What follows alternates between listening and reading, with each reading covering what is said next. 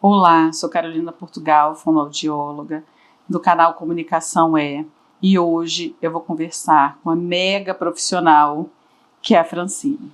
Franci, se apresenta, por favor. Meu nome é Francine, eu sou neuropediatra, já formada há 25 anos e de formação, sou daqui de Vitória, da minha cidade, e sou formada, fiz a minha especialização na USP de Ribeirão, e desde que eu cheguei a Vitória, estava conversando um pouquinho aqui, Carol, que a gente já conhece o trabalho uma da outra. Sim. E nesse período aí a gente tem uma história aí de parceria de pacientes, de vida. Muito boa. E estamos aqui, Carol hoje está aqui para conduzir um pouquinho nosso bate-papo aí, Verdade. História de vida mesmo, porque você estava na sala de parto da minha filha. Aquele parto complicado, cheio de risco, uma bebê de UTI, você deu entrada no UTI. Eu não posso nem falar se não choro.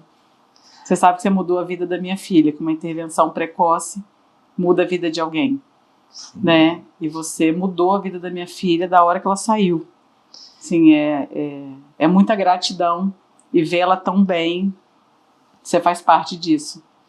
Porque a gente, na profissão, a gente tem essas flores que a gente colhe, São profissionais que a gente escolhe de estar junto, trabalhar junto porque confia no trabalho, e amigas que a gente também colhe também nessa caminhada. Isso é uma bênção, na vida aí, todo mundo que conhece. Amém. Obrigada, amiga, mas você faz parte disso. Nossa, você sabe que minha gratidão é para sempre. É para sempre.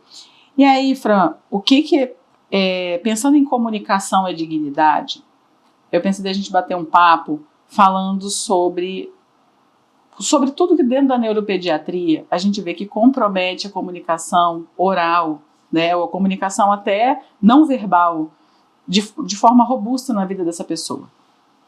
A gente tem o autismo, a gente tem algumas síndromes, a gente pensa na T21, a gente tem quadros de paralisia cerebral. O que dentro desses quadros, o neurologista tem que, como que ele vai trabalhar? Porque uma coisa que interfere muito no meu trabalho é quando a pessoa não tem uma boa intervenção medicamentosa. Se ele não tem um conforto químico, o meu trabalho não aparece. Sim. Se tem medicação em demasia, eu tenho um problema. Se eu tenho subdose, eu tenho um problema. Se o princípio ativo, a reação não é tão legal para aquela criança, também a gente tem problema. E a gente vê que tem, dentro da minha experiência, embora eu não prescreva, mas eu vejo quando não está bem, aparece no meu trabalho, que às vezes a troca de medicação ela é necessária, a sensibilidade de cada paciente. E assim, eu vejo um brilhantismo seu na hora de fazer isso, que é uma coisa que me encanta, de verdade. É a mão suave de medicar e precisa que você tem. Isso é uma habilidade sua, que é um dom divino.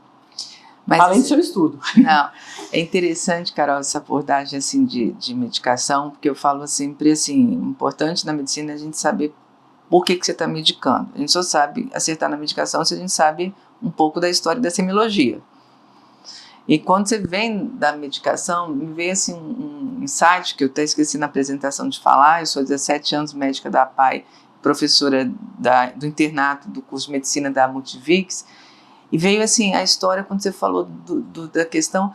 Eu me lembrei dos meus alunos do internato, quando você fala de comunicação e medicação, e a gente já fazendo os ambulatórios ali, e para chegar nesse ponto, eu falo muito assim que a comunicação vem dos marcos de desenvolvimento. Sim. Tanto para uma criança autista, para uma criança com paralisia cerebral, para uma criança com uma síndrome de Down, ou T21, a gente vai ter essa história direitinho. E quando a gente fala em comunicação, quando eu vejo lá o histórico do que a gente aprendia na faculdade, a gente não tinha aquelas questões que a gente fala assim, que os meninos os alunos, O que a criança tem que fazer com os 2 meses de idade? É o sorriso sociável, 4 meses sustentação cervical, 5 meses vai rolar, 6 para 7 meses vai sentar, 8 para 9 meses vai engatear. E aí? Aí vem a linguagem não verbal, que a gente não explorava tanto. Sim. Então, para uma criança, tanto com qualquer uma dessas patologias, a linguagem não verbal hoje, que vai anteceder a linguagem verbal, ele é um marco de desenvolvimento. Sim. E que às vezes os pais mesmo de autismo falam assim, mas doutora, antes de que idade você vê o autismo? Eu falo, olha, a realidade fora do Brasil é 1 ano e 4 meses, nossa é 1 ano e 7, talvez, de a gente estar fazendo diagnóstico, mas a gente muitas vezes, antes de a gente ter algum indício de comunicação, a gente não consegue fazer um diagnóstico. Porque a parte da comunicação faz parte do diagnóstico, como também o atraso da comunicação, nesses casos, vão fazer parte. E aí que é importante, porque você vai estar acompanhando isso e muitas vezes, dependendo do transtorno que a criança tem, que vem a questão da medicação. Sim. Porque, vamos dizer, a medicação ela vai ser um auxílio muito importante ou um tratamento de uma comorbidade que muitas vezes, no autismo é 40% pode ser o necessário medicamentoso, dependendo de outra patologia, como uma paralisia cerebral que tem uma epilepsia, vai ser muito mais que isso a importância do tratamento, porque essa criança, se não tiver ainda uma boa condução dessas crises, ela vai atrapalhar ainda mais o desenvolvimento dela. Então, essa questão da medicação, eu agradeço até muito essa questão, porque realmente a gente tem que ter muito esse feeling, eu falo. É o momento certo, é o que medicar, o como medicar. Se nesse momento, claro que a gente quando trabalha com equipe interdisciplinar, existe a comunicação, né? Sim. Muito importante. Olha, eu estou tendo dificuldade de trabalhar isso. Isso agora é o momento de a gente pensar nesse auxílio medicamentoso. E sempre isso é muito importante. E quando a gente pensa em auxílio medicamentoso, a gente tem que pensar em adesão. Sim. A gente vê muito pai e mãe mudando a dose do que vocês prescrevem, ao invés de entrar em contato e falar, não estou vendo essa reação, estou achando isso, eles começam a alterar a dose, o que desorganiza muito a criança. Eu até brinco assim, que na neuropediatria que eu faço, e que eu tive aí uma mudança da minha vida com meus 2 filhos também, Carol sabe disso, quando eu tive a proposta de ser mãe, eu saí de plano de saúde, e foi uma reviravolta aí na minha vida e a minha maternidade. E aí eu me propus a fazer uma medicina que realmente eu deixo o meu contato com o paciente, mas eu ensino como utilizar. Então, é o WhatsApp para urgência medicamentosa e dúvida. Sim. Porque aí a gente sabendo usar não tem. Porque realmente é essa hora que eu falo, não tem que ter bula de remédio. Verdade. Olha, tá dando muito sono, tá comendo demais, tá acontecendo isso, vão rever a dose. Então eu acho que essa é muito importante quando a gente medica, a gente ter um canal realmente que a gente possa dar uma assistência para o paciente não tomar as medidas sozinhas. Sim, mas tem muita resistência ainda com a medicação. A gente vê que tem famílias que têm resistência com medicação. E tem uma coisa que você falou que eu acho interessante, é que vocês vão trabalhar na comorbidade, porque não tem medicação para fala, mas tem medicação que vai auxiliar em pré-requisitos necessários para a gente consiga trabalhar bem. Uma criança que não dorme bem, eu não vou conseguir trabalhar bem com ele durante o dia, durante a terapia, porque ou ele está sonolento, ou ele está irritado, então ele aumenta o comportamento interferente. Comportamento interferente é aquilo que ele faz, que a gente fala de destruição de propriedade, que é jogar o que está em volta, quebrar o que está em volta, ou ele se bate, que é o autolesivo, ou ele bate na gente, que é o heteroagressivo, ou a criança fica muito desatenta, porque não dormiu. Também tem a questão da desatenção. Sim. Como que ele ter atenção a gente, ao interlocutor, a quem está no ambiente, ao próprio ambiente, porque o que traz segurança para a gente quando a gente está num ambiente novo? A gente rastrear e falar assim, não, isso aqui é perigoso, não vou ficar aqui. Não, sim, aqui ali tem um bicho que eu não gosto, eu vou vir para cá. Então, ter atenção ao ambiente, esse rastreio que eu faço do ambiente, também é importante, além da atenção à articulação que o outro faz. Sim. Então, se eu não tenho, e muitas vezes, só a terapia não vai adiantar. Eu preciso do suporte medicamentoso para que essa criança tenha o melhor padrão atencional, ou para que ela consiga ter um melhor controle dela, porque é muita agitação motora. Controle inibitório. Exatamente. Ela precisa, aquela criança inquieta, que se mexe o tempo todo, que pula da cadeira, que mexe no que está em volta, que levanta, anda e volta. A gente vê criança que vai e volta, né, Fran? Sim. que não para no ambiente, e que mexe aqui, que mexe ali, ela não vai prestar atenção no que está no entorno dela. E ela vai perdendo uma série de coisas que são importantes para ela. Sim. Não, a comorbidade, né, que aí a gente tem, vamos dizer, como você falou, do distúrbio do sono, quantas crianças dentro do espectro, outras patologias são comuns do distúrbio do sono. Então, realmente, uma noite mal dormida, a criança não vai ter irritabilidade, transtorno de humor, realmente um baixo limiar à frustração. Sim. Então, isso fica bem difícil você pegar e trabalhar com ela 40, 50 minutos dentro de uma terapia. Sim. E isso é muito complicado. É questão, como você falou também, das comorbidades, tanto o TDAH, né, que você vai ter aí também a dificuldade atencional. Outra questão também, as barreiras comportamentais também. Nossa. Porque, na verdade, às vezes você não trata o transtorno do espectro, mas você diminui a incidência daquele sintoma da barreira, uma inflexibilidade, uma esquiva e fuga, uma disrupção, que quanto isso vai atrapalhar numa sessão. Demais.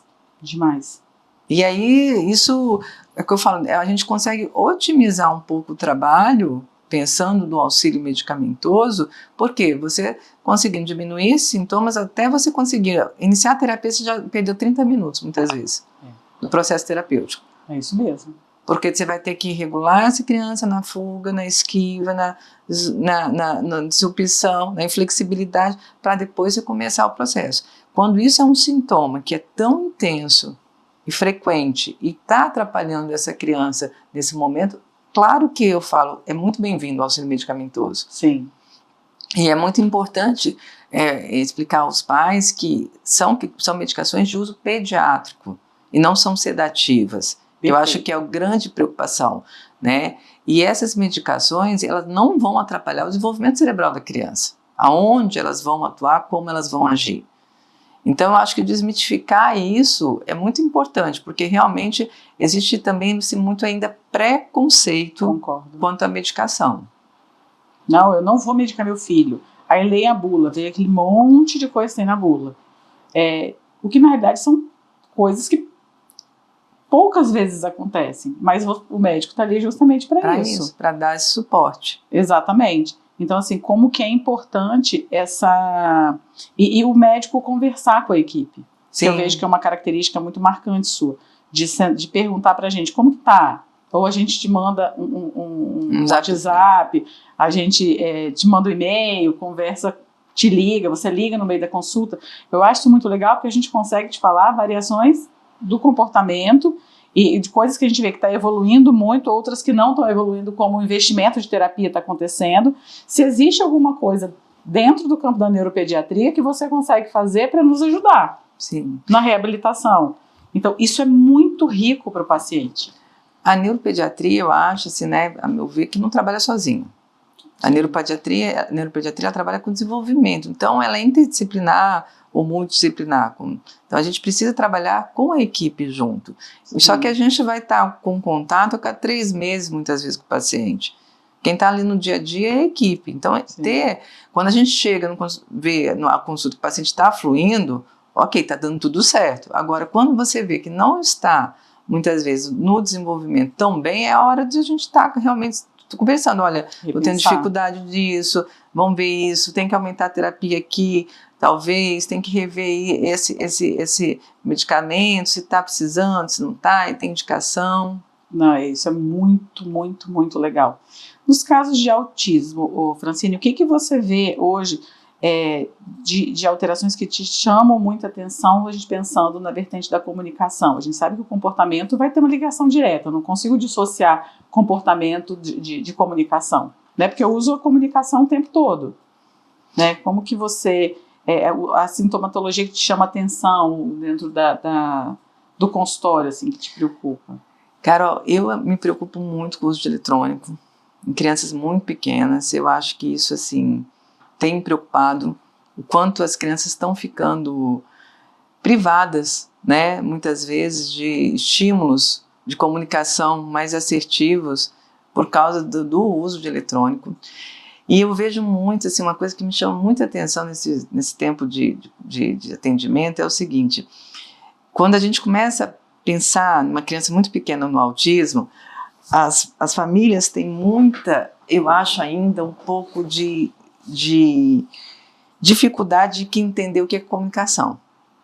A gente vai lá começar a conversar, mas quando você chama, ele olha, ele atende quando chamado, só às vezes, mas quando ele está brincando, ele não atende não. A gente já fica meio naquela situação.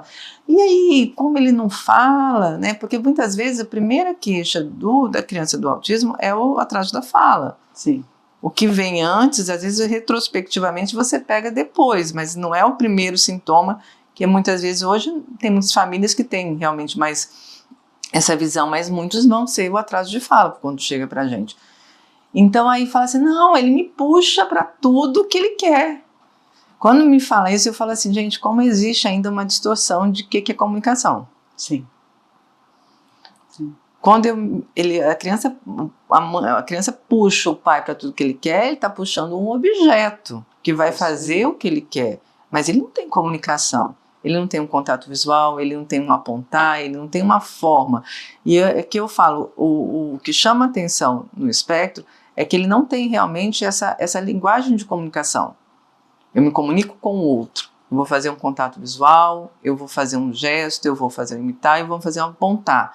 E aí eu vejo muitas famílias achando que muitas vezes a comunicação é um pouco distorcida, vou botar assim. E muito comum, que eu até estava conversando isso, que é quando a família fala assim, mas eu entendo tudo que ele fala, eu entendo tudo que ele quer, né? Ou às vezes ele emite um som, mas eu entendo tudo que ele quer. E na realidade, quando eu falo assim, mas mãe, se outra pessoa vier, ele for pedir isso para outra pessoa, a pessoa olha para você pedindo a sua ajuda para entender o que ele está pedindo? Faz. Então ele não está se comunicando de forma funcional. Porque o funcional é o me fazer entender em qualquer lugar. E eu acho que quando isso a família entende, ela começa aí sim a ajudar mais. Sim. Porque assim, quando ela vê que realmente não é uma forma de comunicação, né, geral, uma forma de muitas vezes a criança conseguir algo, ou uma solicitação de uma forma até errônea, muitas vezes, né, por não estar sendo ensinada ainda, eu vejo que isso daí muda muito, de entender o que é realmente de fato uma comunicação. Sim. Você vê resistência nos pais em relação a aceitar a comunicação alternativa? Carol, há 10 anos atrás, se eu falasse isso, eu tinha resistência não só nos pais, eu acho que tinha nos médicos, não sei, talvez em fonos, em tudo, porque existia assim um certo, não sei, uma certa crença que se a criança se comunicasse com a comunicação alternativa, ela ia deixar de falar. Não sei se isso chegava assim, mas a gente tinha uma certa crença de qual era o momento certo de vir a comunicação alternativa. Sim. Porque muitas vezes assim, isso poderia atrapalhar a criança aprender a falar. E isso eu acho que já tem muitos anos, já tem acho que mais que 5 anos, que já foi bem desmitificado. Porque foi visto que quando a criança realmente ela se faz por ser entendida, para ela é libertador. Muito, é libertador mesmo. Entendeu? Ela consegue que o outro, de alguma forma, compreenda o que ela está sentindo. E muitas vezes a gente vê o contrário, ela deslancha na fala. É isso mesmo. Porque ela entendeu a figura de comunicação, ela consegue se expor no que ela precisa se comunicar. Organiza o cérebro, você organiza a linguagem, você aumenta o repertório. E isso flui melhor a linguagem. Só que assim, acho que até a gente chegar a esse ponto foram muitos anos. Sim. Porque eu ainda vejo, Fran, resistência para alguns pais. Muito menos, assim, não tem nem comparação. Mas eu ainda vejo pais que a gente precisa pisar em ovos para poder indicar a comunicação alternativa. A crença eu acho que tinha muito e ainda existe, mas eu acho que assim, isso vem diminuindo. Muito. O que eu vejo da comunicação alternativa, 2 vertentes que me preocupam. Uma, que é quando a gente não faz via eletrônico e que às vezes a família não consegue levar para tudo quanto é lugar.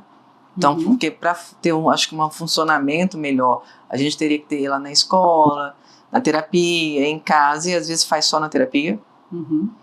E é quando você usa com eletrônico, que é também a criança que já tem um apego maior eletrônico.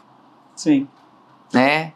Então, às vezes, assim, eu não sei, até assim, eu dou um exemplo da criança com eletrônico, com autismo, com TDAH, que quando a gente teve a pandemia, foi falado muito em autismo de tela. E foi desmitificado, tem artigos que a gente tem isso. Mas a gente sabe o quanto que tanto o espectro quanto o TDAH, ele tem realmente maior suscetibilidade ao abuso de eletrônico. Então, eles têm realmente um sistema que eles têm mais um sistema de utilizar e ter mais ainda vínculo de estar continuando usando o eletrônico. Talvez o sistema, no TDAH, o sistema de recompensa dopaminérgico. Então, assim, o que acontece? Eu fico muito preocupado quando a gente põe um eletrônico na comunicação alternativa de uma criança com espectro, como esse eletrônico vai entrar e ser orientado. Eu não sei, você no teu dia a dia, que você já trabalha mais com isso, o que você... Fran, é muito personalizado. É o que a gente estava contando daquele caso de adulto, né? Estava conversando aqui antes. A gente precisa entender que a comunicação alternativa, eu tenho variação se tem deficiência intelectual ou não. Eu tenho variação se tem comorbidade em TDAH ou não. Eu preciso entender como que ele funciona. Se ele tem intenção comunicativa, porque a gente tem aquele perfil de autista, que ele como bem entre aspas, tá, gente? Como se ele fosse um pouco alheio ao que está acontecendo. Ele não tem intenção mesmo de se comunicar com o outro. E isso dificulta, porque tanto o eletrônico quanto a troca de figuras, ou uma prancha de comunicação simples, ele não vai querer fazer uso daquilo. Então, a gente precisa, quando a gente vai eleger um método de comunicação alternativa, eu preciso entender o quê? Embora algumas metodologias falam que você não precisa de pré-requisito, como discriminar figuras, né, diferenciar uma da outra, a gente vê que na prática isso faz muita diferença, você ter pré-requisitos ou não. Porque algumas, dependendo se eu tenho uma deficiência intelectual mais grave, muitos não conseguem discriminar duas figuras. E ele vai aprender decorando onde é o lugar. Sim. Então, e não vai adiantar eu botar um tablet, porque alguns eles vão se reforçar só do barulho. E aí, uma vez eu tentei contar, eu não consegui. Em 1 minuto, quantas vezes a criança clicava no mesmo botão para poder ficar ouvindo. Sim. E quando a gente tirou o som para ver o que acontecia, foi arremesso de tablet. Então, assim, o que a gente fez? A gente voltou para... Não podia também ser troca de figuras, porque o uso do velcro para ele também era outro... era autoestimulatório.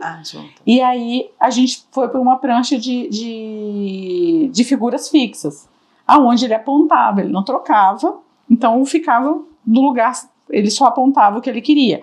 Aonde a gente conseguiu uma maior adesão e foi super legal para ele. Em outros casos, a gente já começou com prancha, a criança não foi tão bem, a gente foi para um tablet também muito personalizado para a necessidade do dia a dia daquele. Não adianta eu colocar coisas também que naquele momento não é o que é mais importante, porque mais uma vez, quando eu tenho muita comorbidade em comportamento interferente, deficiência intelectual, eu tenho uma ligação direta nos ganhos que essa pessoa vai ter. Sim. Então, a gente se comunica multimodal. Você vê que eu estou o tempo todo aqui mexendo a minha mão.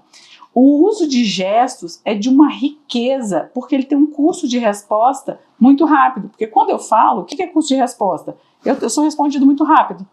Sim. Então, eu falei o outro, se ele me entendeu, ele me responde, ou ele faz o que eu pedi, ele me entrega o que eu pedi. Quando eu vou trocar figura, ou quando eu vou pegar um tablet, né, eu tenho um tempo um pouco maior disso acontecer. Quando eu uso gestos, né, abraço, enfim, os gestos que eu colocar para essa criança como prioridade, ele é tão rápido quanto a fala. Sim. Então, tem criança que deixa de usar a comunicação alternativa para usar mais o gesto, porque ele tem uma resposta mais rápida. Mas isso é muito individual. Sim. Por isso que o fono responsável pelo caso, ele tem que estar muito atento a qualquer nuance que acontece. Mas você falou uma coisa interessante, né, Carol? Quanto a comunicação alternativa organiza, né, a criança. Muito. E eu acho que dá mais essa organização até para uma formação de uma frase. Sim. E uma coisa que também me preocupa é porque nem todos vão conseguir entender a estrutura frasal. Então, a grande riqueza vai ser ele me entregar uma figura pedindo copo. Mas ele colocar, eu quero copo, ele já não consegue fazer essa estrutura. Então, depende muito de cada um que eu tenho. Outros fazem isso com facilidade. Bota, eu quero água gelada. Sim. Sabe? Isso é muito particular, isso é muito individual. Então, quando a gente vai escolher, e o método de comunicação alternativa é muito baseado naquele momento. E isso pode evoluir. Eu posso mudar o que eu estou fazendo a depender de como essa criança vai evoluindo. Agora, para a gente, né, às vezes, decidir esse momento não é fácil não, né, Carol? A gente tem essa visão, às vezes, assim, olha, você já fez a comunicação alternativa, já não é momento, eu falo que quando a gente começa a tocar tanto da fono, como a gente, como médico, a gente começa a ver que realmente a criança, na parte verbal, ela está evoluindo muito pouco. Sim. E a gente vê que é interessante. Nem sempre eu acho que a gente iniciar esse primeiro momento, hoje, como a gente fala, mas é muito mais receptivo, mas nem sempre é fácil, né? Não. Tem um pequenininho nosso que a mãe é uma mãe muito aplicada, é uma mãe muito envolvida naquilo que ela, em todas as coisas do filho, ela tem um momento que ela faz a terapia com ele em casa. É interessante porque ela é uma médica, trabalha para danar, independente se é médico ou não, mas assim, é uma pessoa que trabalha de noite, enfim, tem uma Sim. vida corrida. E a gente começou com troca de figuras porque ele não podia ver tela. Então, e dificuldade de discriminar. E com poucos reforçadores. Muito pouca coisa que ele queria pedir. E aí, a gente foi para o uso de gestos. Sim, a comunicação alternativa hoje, assim, eu vejo assim, libertador. Eu usaria esse termo, que eu acho que a criança ela consegue se fazer entendido naquele momento. E daí vem um monte de outras formas aí de melhora de sua comunicação. Sim.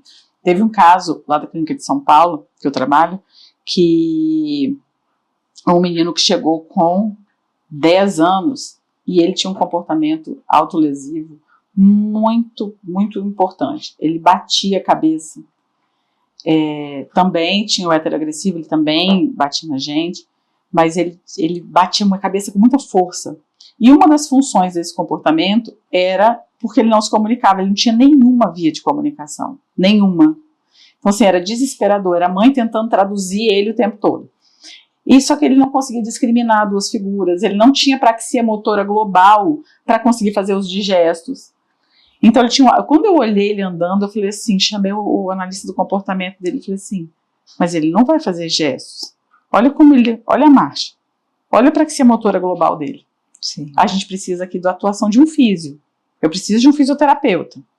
Também vou precisar de um TO. Sim. Porque eu preciso preparar ele para isso. Era um menino que ia no banheiro, ele não conseguia, ele tinha que ficar, não conseguia sentar no vaso, tinha uma questão sensorial, mas só para vocês, como que era um quadro muito amplo. E a gente começou a trabalhar com ele, com a físio, junto. O analista do comportamento e a equipe de fono, junto com a neuropediatria, né, fazendo ajuste medicamentoso. E ele não conseguia entender duas figuras, ele não conseguia aprender. Então a gente foi para o Go Talk com ele, que é um aparelho que ele aperta e fala, é de baixa tecnologia, e com uma figura. Então ele ficou muito tempo com uma figura, muito tempo, até ele entender a função, você vê como que demora. Sim, com uma figura só. Quando o corpo dele começou a adequar, e ele é louco por abraço, ele ama abraço. Então, qual foi o primeiro gesto que seria importante para ele? Porque eu tenho que entender isso. Não é o gesto que eu acho que todo mundo tem que ter. É o que é mais importante para aquela pessoa. O que vai tornar a vida dela mais funcional?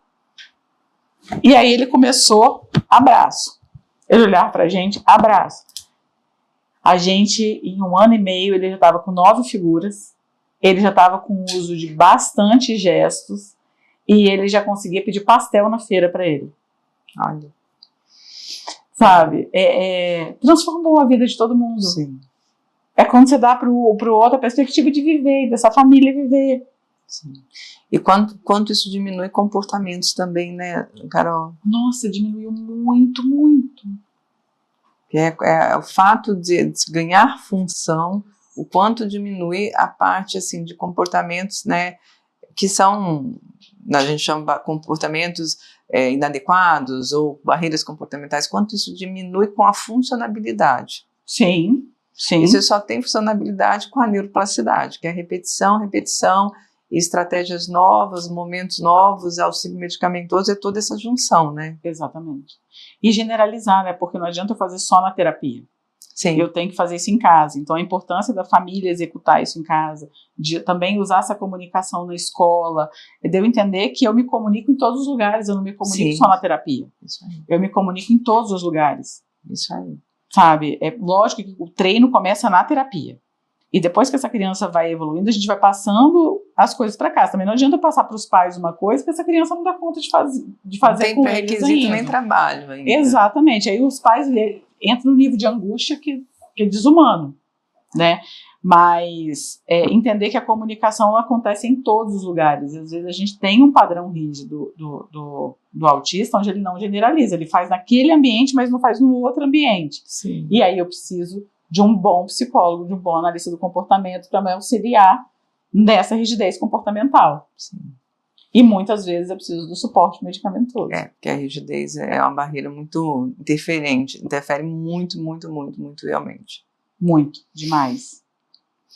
Agora, Carol, a gente falando de comunicação assim, não sei, assim, no começo a gente quando tem assim, muita dificuldade com isso diagnóstico, existe uma confusão muito grande, né, que apraxia de fala e autismo, né? Não sei você na sua prática, mas assim, no meu, assim, sempre assim, não, ele não é autista, ele tem uma apraxia de fala, e muitas vezes é um eufemismo, muitas vezes, para isso, e às vezes a gente fala, né, que na verdade a apraxia de fala é menos que 1% no autismo, não é tão comum, ou é comum, não sei, assim, você na tua prática, assim.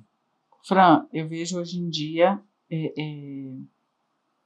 as pessoas, de forma geral, com menos critério, com menos cuidado para poder afirmar que é uma apraxia. Então, acho que tem muita afirmação de meninos que não têm intenção comunicativa, que eles não têm tentativa, né? Então, eu acho que isso dificulta muito, porque vai passando por apraxia, por crianças que não são apraxias, e que precisam, que na realidade a gente não tem como afirmar naquele momento.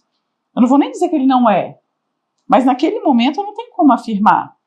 Eu preciso trabalhar essas habilidades. Você tá entendendo? Porque a apraxia é quando é o planejamento motor da fala. Então, mas só que eu tenho muitos que não têm intenção de falar. Outros, você vê nitidamente a angústia deles, olhando, tentando articular, olham para você, falam o som uma vez, nunca mais falam de novo. Aí e dentre outros critérios, você começa realmente a conseguir fechar um diagnóstico. Mas muitas vezes é um quadro comórbido. Sim. Sabe, essa coisa de eu excluo o autismo para ser apraxia, ou excluo a apraxia para ser autismo. Mas não é um comórbido também tão comum. Não. Como hoje a gente está vendo isso acontecer, assim, muitas vezes. Concordo. Não é tão comum assim. Acontece, tem uma incidência, sim. A gente sabe que tem, de fato ela tem. Na T21 a gente tem muito. Sim. Demais, né, nos casos da antiga síndrome de Down, né, T21, trissomia do 21, mas não eu não, pelo menos eu não vejo nessa proporção. Porque eu acho que o critério tem que ser o cuidado tem que ser um pouco maior para a gente afirmar algumas coisas. E todo mundo, tudo é apraxia, virou, né, assim, embora parece um jargão, tudo é apraxia, ou tudo é autismo, porque eu falo, agora todo mundo fala que todo mundo é autismo, todo mundo tem apraxia. Sim. E na realidade a gente precisa individualizar esses cuidados. A gente como médico é muito importante saber disso, porque assim, hoje a gente tem como médico uma responsabilidade muito grande, tanto diante a pensar num diagnóstico precoce, eu falo pensar porque nem sempre você fecha, mas você já pensa e já começa a terapia. Isso não pode faltar esse time, mas a gente é muito responsável por, hoje, muitas vezes, indicações por laudos de terapias que são mais assertivas. Então, quando a gente acaba entrando também muito nesse universo, eu tenho que pedir uma fonte especializada em quê? Sim.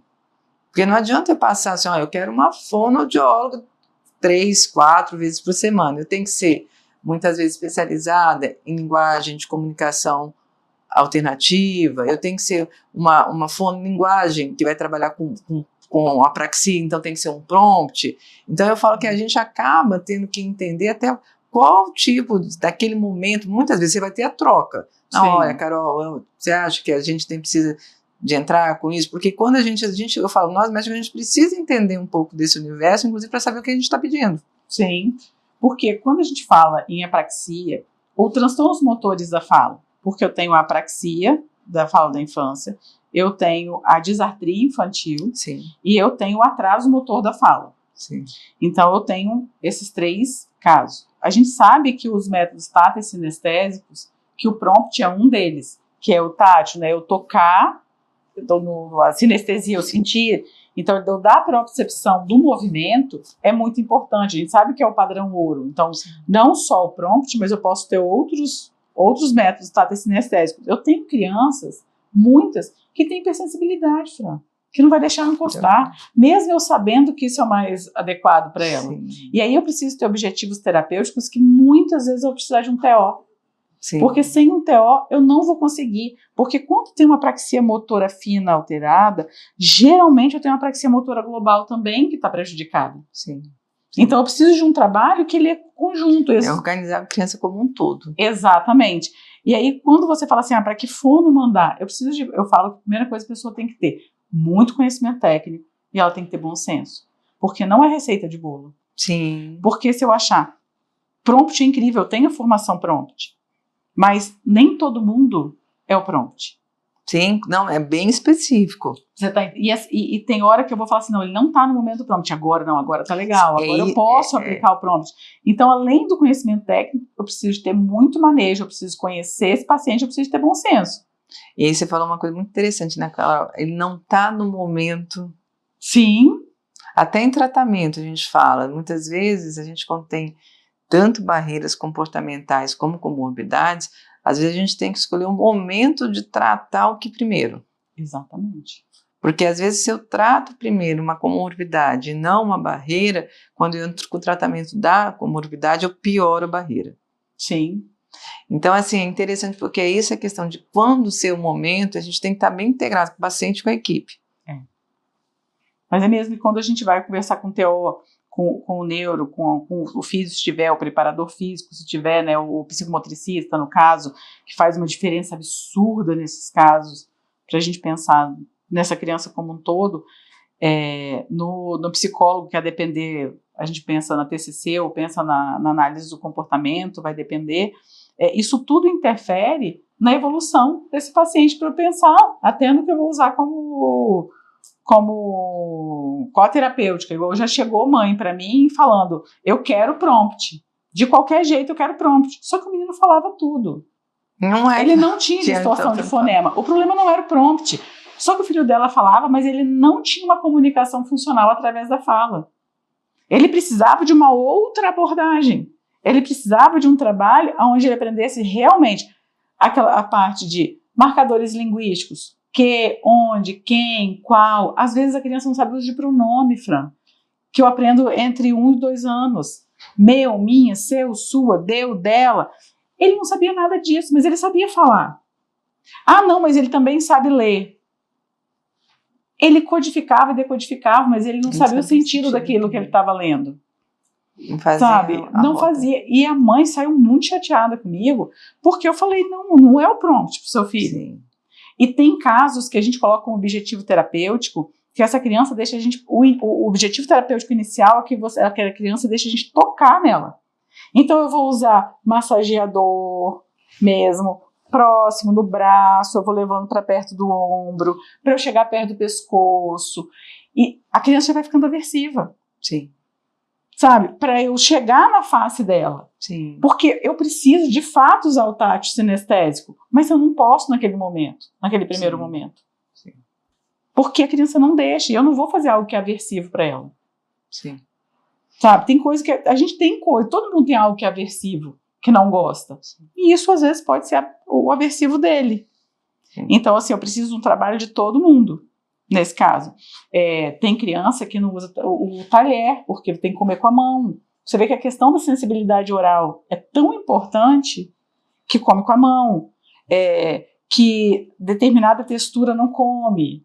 Sim. Então, assim, muitas dessas crianças não deixam a gente encostar nelas. Eu até brinco que dentro Outras deixam. Tudo que eu costumo ver dentro do transtorno do espectro, o que mais eu vejo que demora a gente ter resultado é a seletividade alimentar, por causa dessa questão neurosensorial, da textura, de sabor, de tudo. Eu falo que tudo a gente vê evolução. Não sei assim, mas essa daí a evolução é muito mais lenta. E isso interfere totalmente no teu trabalho. Sim, porque se eu não mastigo bem, se eu não tenho... musculatura, eu vou tendo alteração de musculatura. E aí eu tenho distorção de fonemas, né? Vibrantes visualmente, né? Exatamente.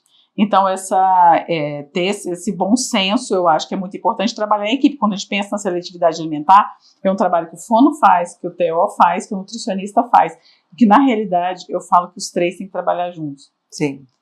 Porque muitas vezes eu preciso só que a criança coma. Ah, vai ser saudável, não vai ser saudável? No primeiro momento é comer. Sim. Depois a gente vai pensar no saudável. Então, para isso, eu preciso de um bom nutricionista. Que esteja comigo, que entenda o impacto disso, de como vai fazer isso, como vai ministrar isso. Então, você vê que é tão amplo, né? E a gente vê que o tempo todo a gente volta para a individualidade. Sim. O tempo todo eu volto pro que é bom para cada um. Quando a gente vê mães que tem 2 filhos TEA, eu já tive casos de trigêmeos, 3 TEA, como que a gente vai trabalhar, como eles são muito diferentes. Às vezes a mãe fala, mas fulano você faz isso. Eu falo, mas fulano é diferente de ciclano. Sim.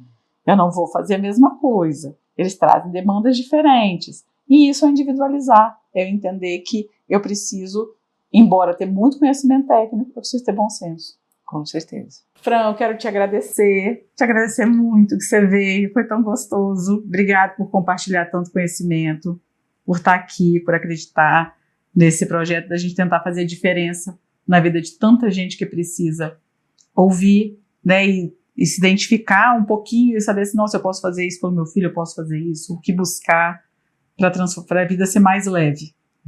Né? Eu que agradeço o convite, né? É um prazer estar aqui com você, né? É um fono que eu admiro muito o trabalho, né? Nesse tanto tempo já, essa parceria aí, e que isso possa trazer, né? Cada dia mais conhecimento aí para toda a comunidade de pais e profissionais também, para a gente agregar e sempre somar.